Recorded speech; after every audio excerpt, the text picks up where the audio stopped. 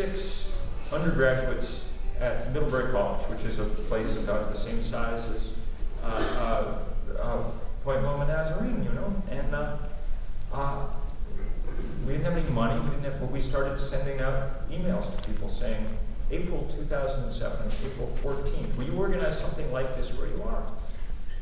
And we hopefully organized 100 of these things, which would have been 100 more than there had been. Instead, it turned out there were people all over the US who had already changed their light bulbs, already figured out that changing their light bulbs was not actually going to solve climate change. We're kind of in that difficult place of wanting to take action, but also feeling that this was simply too big for any action that they took to have any effect. And so the prospect of doing something together with a lot of other people was very nice. And that day in 2007, we managed to have 1,400 simultaneous rallies in all 50 states. And the next 3 days later, both Clinton and Obama, then running for president, endorsed this 80% by 2050 target, you know, which made us feel, I think smug would be the technical term. The only problem was that 6 weeks later, in the summer of 2007, was when the Arctic began very rapidly to melt.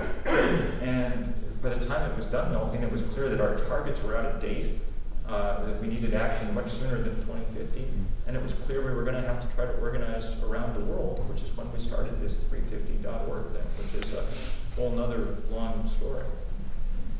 I do want to just tell them what 350 means, and I want to move on. Well, 350 is January of 2008.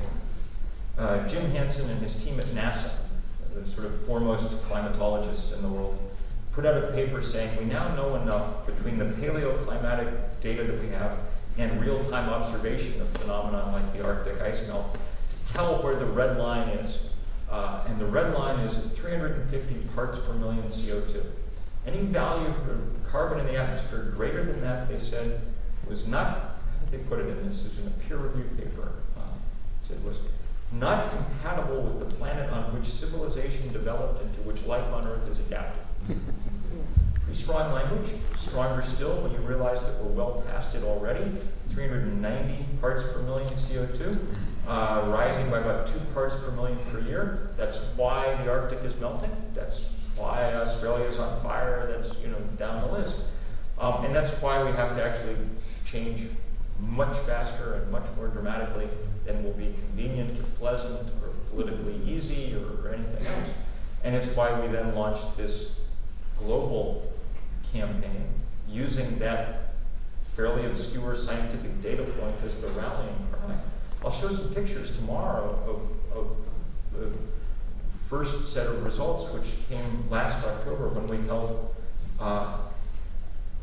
this same group of students, now graduated from Middlebury, sort of set out in 18 months to organize the planet. There were 7 of them, which is good because there are 7 continents. The one who got the Antarctic also got the internet because that's kind of its own continent. And,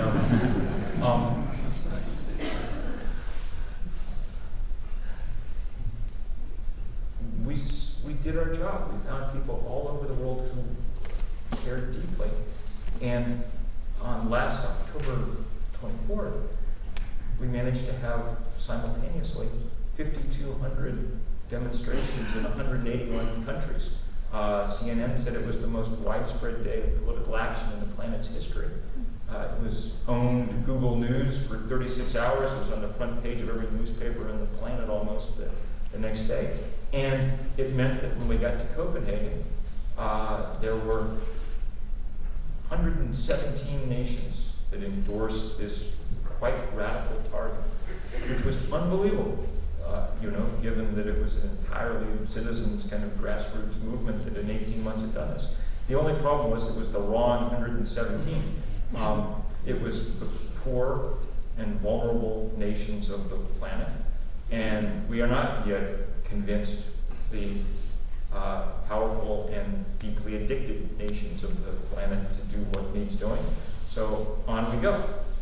And I hope you'll circle October 10th on your calendar for this year, because we're going to have something slightly different. Instead of sort of global political rallies, we're going to have a global work party. And in thousands of communities, people will be doing very practical things. Putting solar panels on roofs, insulating homes, digging community gardens, laying out bike paths, whatever it is. Not because we think we're going to solve this problem one project at a time. We're not. We're only going to solve it if and when we get serious national and international legislation that puts a price on carbon. Okay? But projects like this will, of course, help in local communities. More to the point, they'll allow us to say to our putative leaders, would you guys get to work? I mean, we're doing the work. If we can get up on the roof of the school and put in the solar panel, surely you can get up on the floor of the Senate and do your work that you're paid to do, which is pass legislation about important things, you know? Get to work. That's the message we've somehow got to get across, so we're going to do it in the most direct way that we can think of on October 10th, and I hope you all join us. We'll help them do that.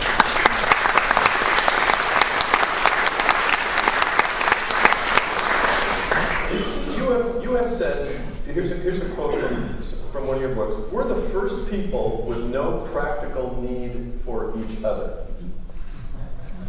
And conversely, you've also written, in the not distant future, having neighbors will be more important than having possessions. Talk to me about this idea. We don't need each other. Fossil fuel had many effects. The availability of cheap fossil fuel was the most important thing about the last 300 years. It gave everybody an immense sort of army of slaves with which to do things that nobody who came before them had ever been able to do. So it made us rich. It's destroying the climate in the course of very few decades. It's wrecking the most important physical support systems on the planet. But in some ways, its most powerful effect, at least on our lives in this country, really was to make us have no need of anyone around us for anything, It enabled a kind of hyper-independence.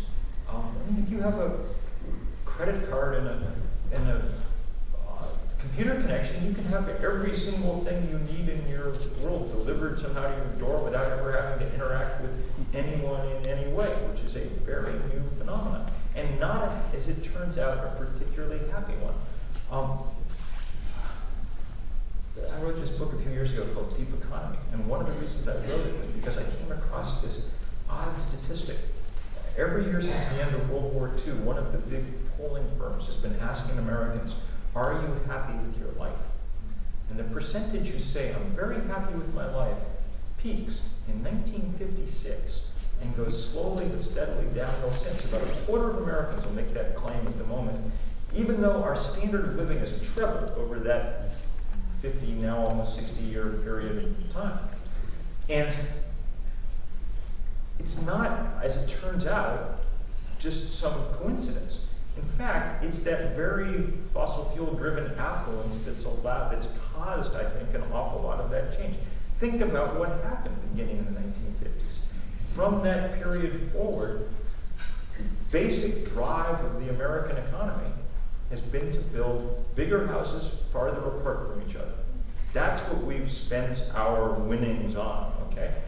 And the effect of that has been not only that you have to use absurd amounts of energy to make the whole system work, because you have to power these huge castles and whatever, but it also has had a powerful social effect. We run into each other less often. The average American eats meals with friends and family and neighbors half as often as they did 50 years ago. The average American has half as many close friends as the average American of 50 years ago. If you're sitting there in that seat, statistically, 50 years ago, you would have had twice as many people with whom you were